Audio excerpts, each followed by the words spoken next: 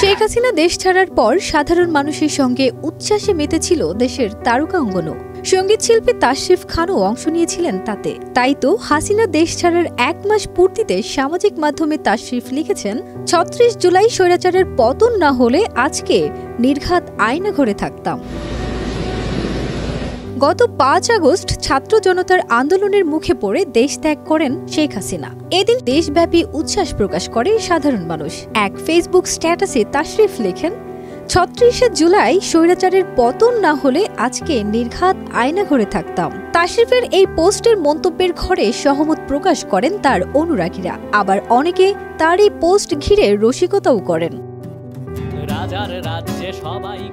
বৈষম্য বিরোধী ছাত্র আন্দোলনের শুরু থেকেই সরব ছিলেন এই গায়ক।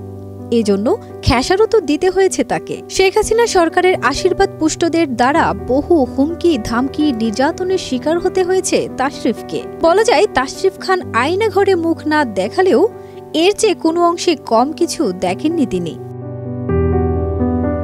উল্লেখ্য, দেশে হাসিনার শাসনামলে গুম খুনের মতো বহু ঘটনা ঘটেছে। যারা গুম হতেন তাদের আয়নাঘর নামে একটি স্থানে রাখা হতো বলে বিভিন্ন সংবাদ মাধ্যমে উঠে এসেছে। তাদের মধ্যে ভুক্তভোগী ছিলেন হাসিনার বিরোধী রাজনৈতিক কর্মী বা আওয়ামী লীগ মত বিরোধীরা। হাসিনা ৫ আগস্ট দেশ ছাড়ার পর আলোচনায় আসে সেই আয়নাঘর।